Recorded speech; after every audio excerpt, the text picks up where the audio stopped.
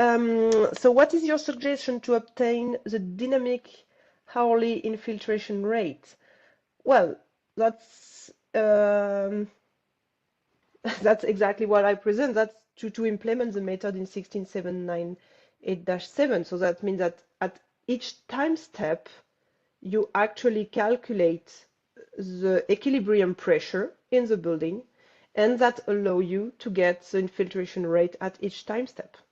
So that's how it could be done, in my view, to calculate it hourly, and that's how it's done in France and Czech Republic. Can the detailed version be used to warn for humidity problem? Humidity problem in what sense? Do you mean the transfer of humidity between indoor and outdoors, maybe? I don't know exactly what is meant here, but well, actually you can show which leaks are overpressurized and which leaks are underpressurized. Well, usually downwind it's underpressurized and upwind. So you can stress to which part of the building you may be more, yeah, you may have more some humidity transfer problem in the building.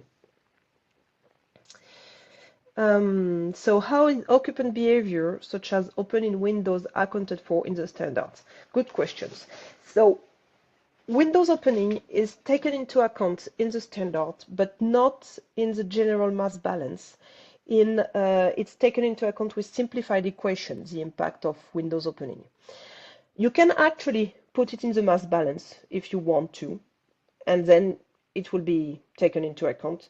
But when you take into account windows opening in the general mass balance, you need to basically divide the windows into slices and say, okay, the flow rate will go inward at the bottom and outward at the top, maybe.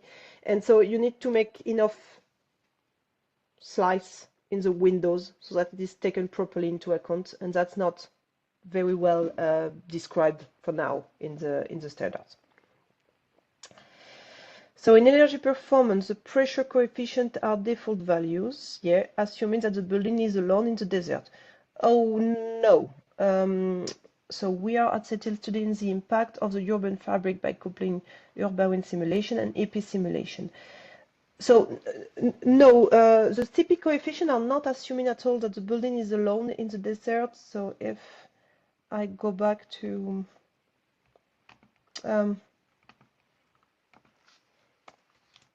so let me show it here. So basically the CP coefficient assume either it's in an open shielding class, normal, or shielded. So if you are in an urban zone, you should use CP coefficients that are shielded and not open.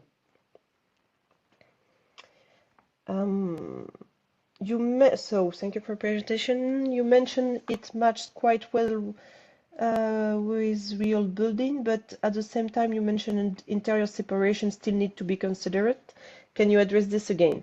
Okay, I say it matched very well when everything is open inside the building, but when you've got internal separation, then it works much less well. So that's what I meant with the interior separation. Basically, if in the building you do what you simulate, which is having just one zone, it does work very well.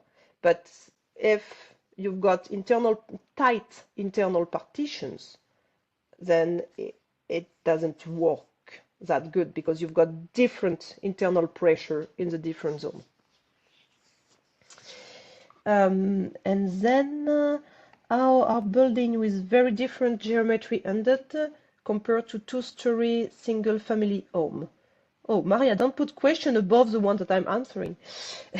Our building with very different geometry and layer compared to two-story single-family home.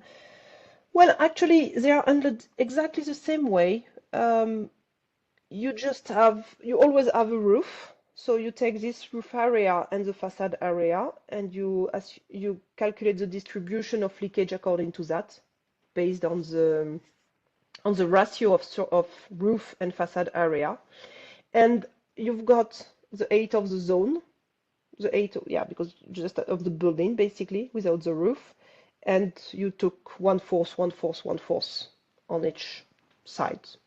So it's, well, not deal differently. It doesn't matter whether it's a two-story single family home or not. What matters is the height of the zone you consider.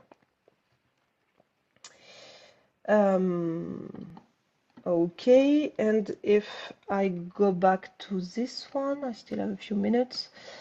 So also, when we want to validate the indoor pressure with measurement, which pressure measurement location indoor should be the one which should match the one from the calculation?